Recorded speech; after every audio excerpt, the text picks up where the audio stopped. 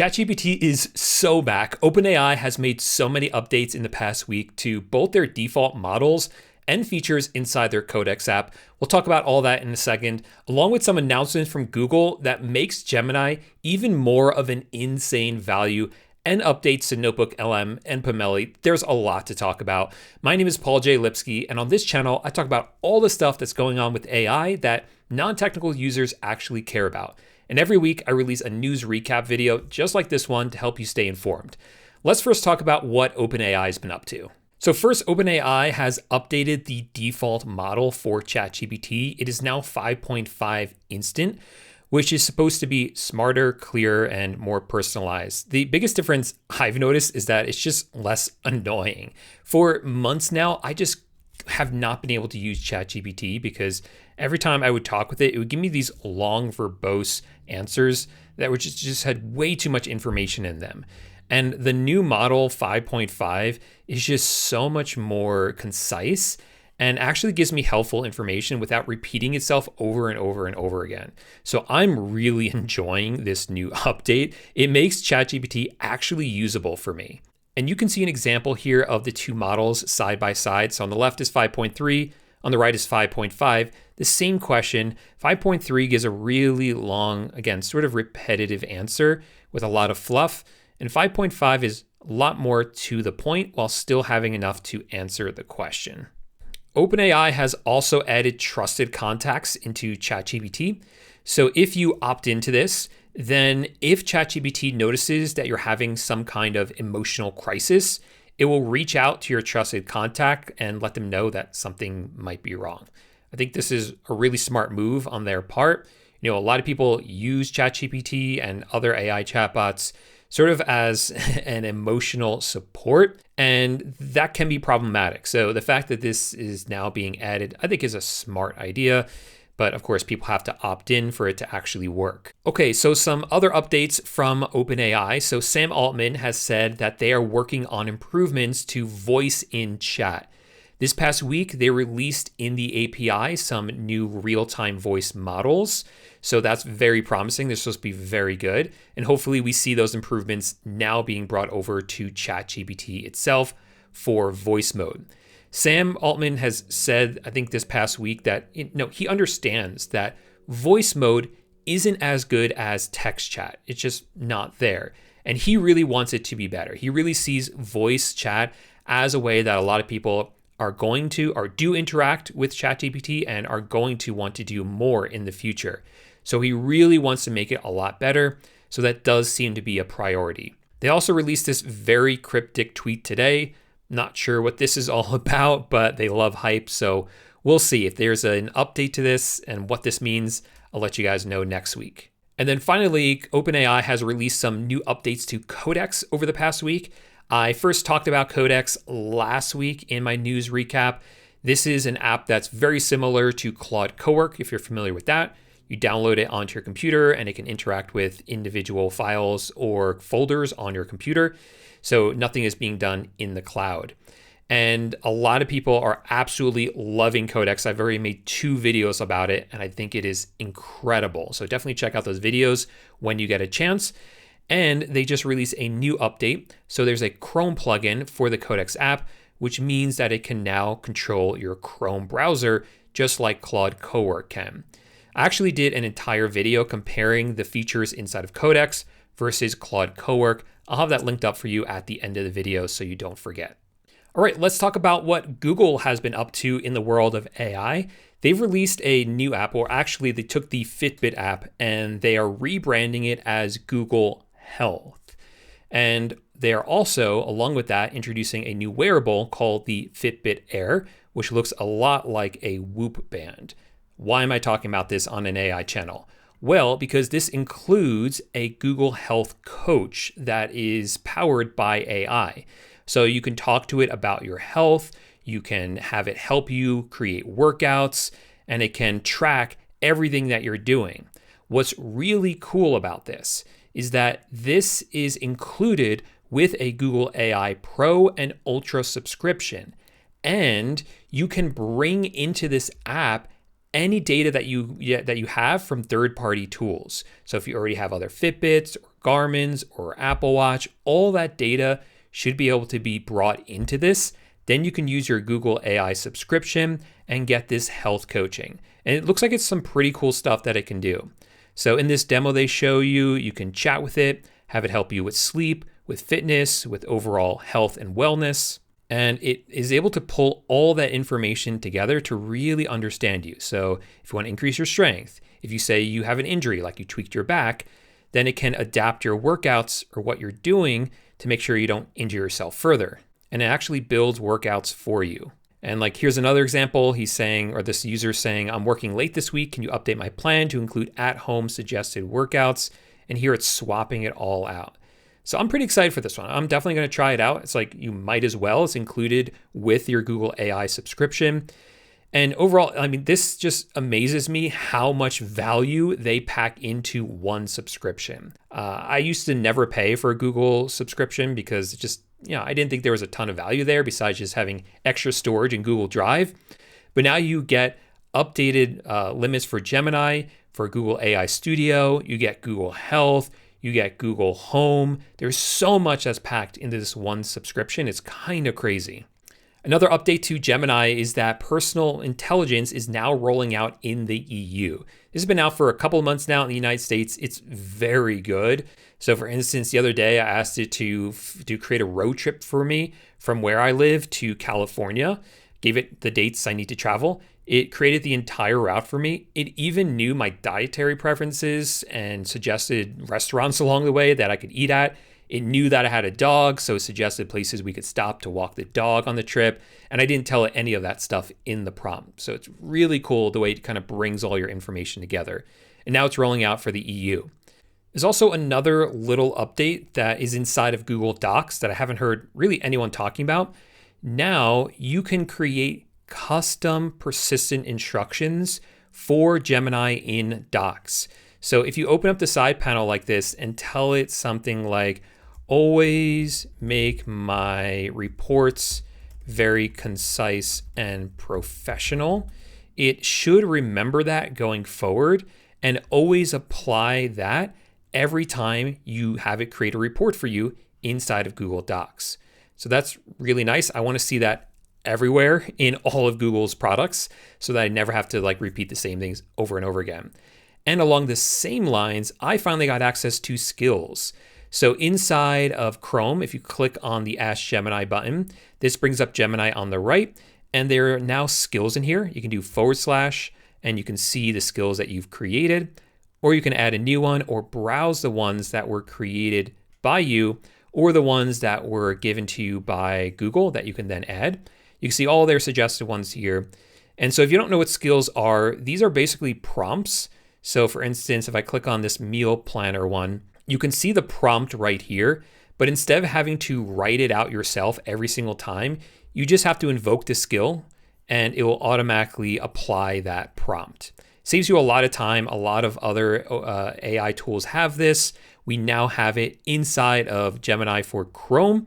Hopefully it comes everywhere else. It's kind of interesting that this is the first place inside a Google product that we're seeing skills, but I'm assuming that means it's going to come everywhere very soon, like inside of Docs and inside of Gemini, and it's very needed. That will be very nice once that comes.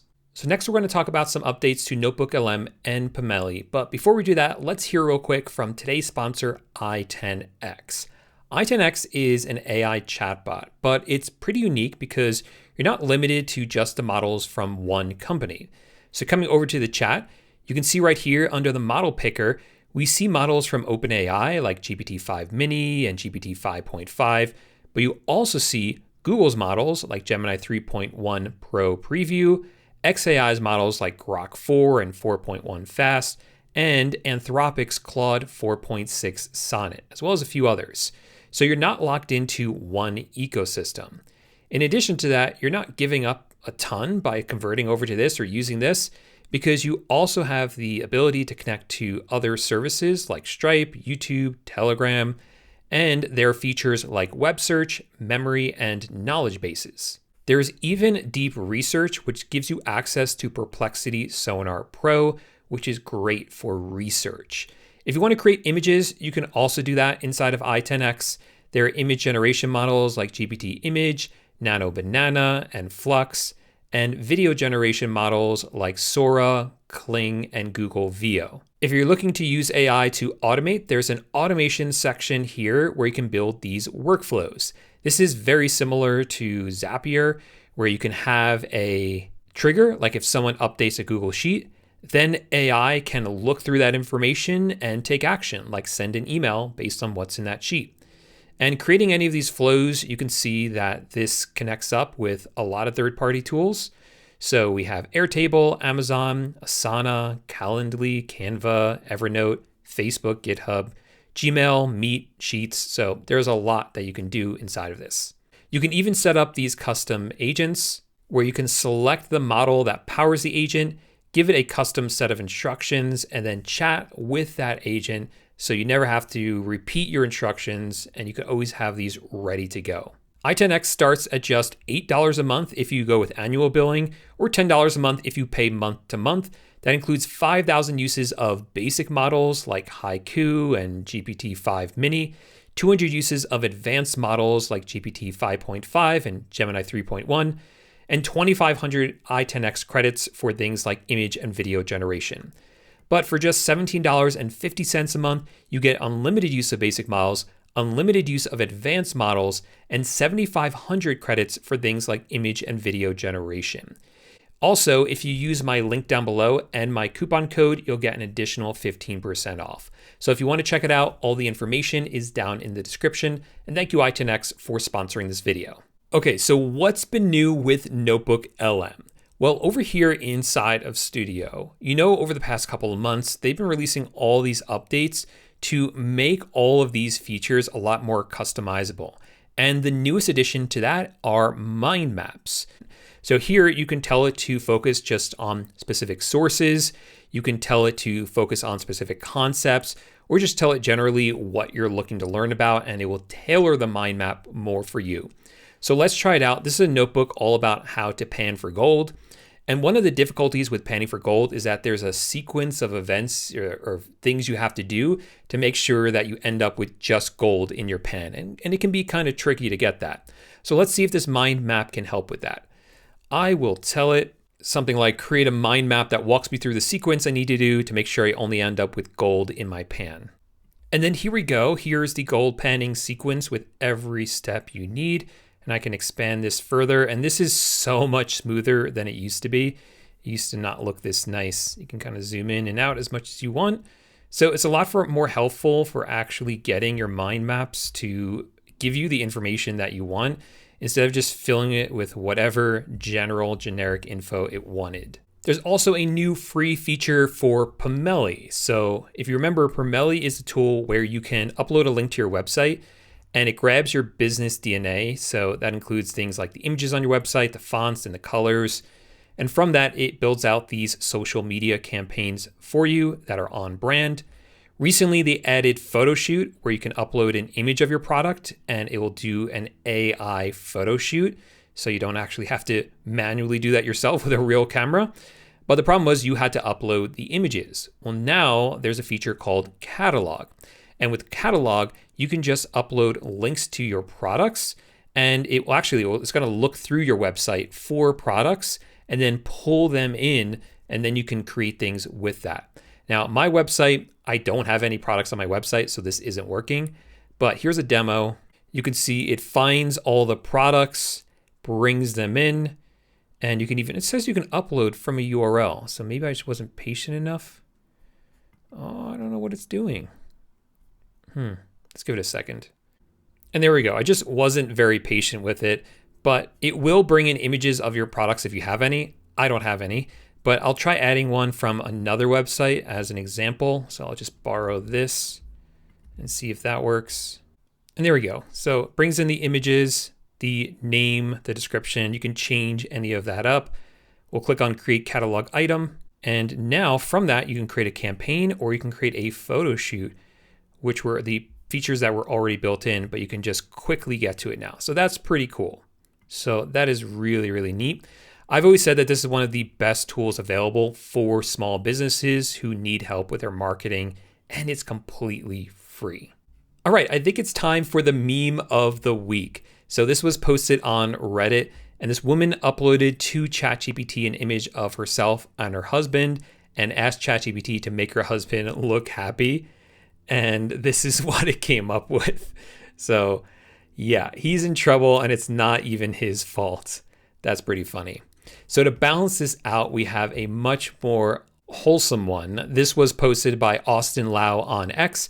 He got married this past weekend, so asked Claude Code to analyze 12 years of iMessages with his wife and to whip up a dashboard for his guests. So it's very, very sweet and a pretty good use case for AI, although I don't know if I would trust giving all of my iMessages to an AI, but hey, it is really sweet.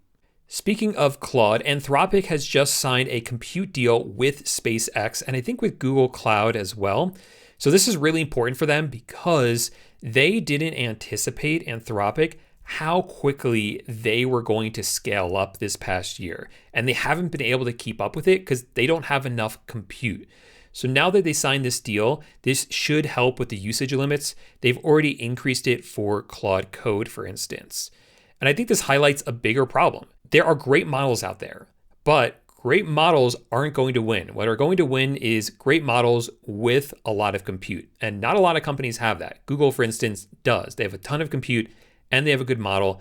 And so I think they really have a unique foothold in this race, as well as some other models do as well. So it'll be interesting to see how this all plays out for them. And while we're talking about how good the models have become, this is a good time to talk about the prompt of the week. This is when I give you guys a prompt that is going viral or that I have found that I think is really cool. A lot of times I'll give you prompts that are for image generation, but not always. This one is super useful. This was posted on X by Lemon. And what he realized was that as the models are getting better, they don't require as much instruction from us. And this is something that Anthropic has said and OpenAI has said. So actually, if you give it too much instructions, the outputs will be worse. The problem is that if you've been using AI for a few months now, then you probably have a bunch of instructions in there because of mistakes that the AIs have made in the past. So it's a good idea to clear a lot of that out. So this is the prompt that he used that worked for him. It says, read my entire setup. So all my files, all my skills, every context that you have, go through it all and find stuff that doesn't need to be in there. Are you doing something? Are there instructions that I'm telling you to do that you already do by default? Does something in there contradict or conflict with another rule somewhere else in the setup? So it really wants to kind of like clean shop and make it all a lot more streamlined, because the less you have in there, the better the models are going to perform. And the better the models perform, the less instructions that you need. So I'll leave a link to this post down below so that you can grab this.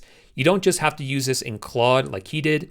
You can use this in Codex. You can use this directly in the Claude app or the ChatGPT app or Gemini, really any AI that you've been using. We have one update from Perplexity this past week. Perplexity has rolled out Personal Computer for all Mac users. So Perplexity Personal Computer, that is. Personal Computer is an app that you download onto your Mac and can control your Mac the same way that Claude Cowork works or Codex. And it's really good. I've played around with it. Originally, when it released, it was only available on the Mac Mini. And now it seems like it's available on any Mac, and it's rolled out for all users. The downside to this one is that it can be a little bit expensive because the cost is on top of your Perplexity subscription, which is unlike the way that Claude Cowork and Codex work, which are included with your subscription. So I will say it is one of the best, but it's also one of the more expensive ones. And then finally, we have a rumor from Apple. I always like to pay attention to what Apple's doing, although they have been so behind with AI. Where's the new Siri? Waiting for it. Well, what they are building are AirPods with cameras, but the cameras aren't for taking images. They're going to be very low quality and low resolution cameras. Instead, the images will be fed into Siri to help give it more context for answering questions. So pretty cool. It's very sort of subtle, right? It's not like a camera on your eyes, like the Meta Ray-Bans. So it will be kind of interesting to see how those are used. But the rumor is that these are already in production or very close to production, and testers are already using the prototypes. So we might see these later this year. And before we close this out, let me give you the question of the week, which is, how do you plan to navigate a world where we're not going to be able to tell what is real from what is fake? And this question is inspired by another Reddit post on the ChatGPT subreddit that is sort of blowing everyone's mind, including mine. So this person uploaded this image, a screenshot. It says this was generated by ChatGPT. And then the person responded saying, holy wow. And then the person said, just kidding, I took it myself. But then the next image, you can see the person asked ChatGPT to create an Instagram chat screenshot where I send someone a really realistic image of a Coca-Cola product and say that it was generated by ChatGPT. And then they say, holy wow. And then I say, just kidding. But then they reveal that actually they asked ChatGPT to create that prior image, create a realistic iPhone screenshot of the ChatGPT app showing a generated ChatGPT screenshot, etc. Then it was revealed that was actually generated by ChatGPT. And then it was revealed that that was generated by ChatGPT. So it's like, what even is real anymore? It's kind of scary. Anyway, thanks so much for watching this week's news recap. As promised, on the screen right now will be that video all about Claude Cowork versus Codex. If you want to compare the two of them and see which features you like better, click on this video right here. Or if you just want to dive right into Codex to see what it's all about, here's my Codex for Beginners video. Click on this and I'll see you over there in 1 second. And make sure you subscribe so that you get the latest AI news every week. Thanks for watching, and I'll see you in the next video. Bye for now.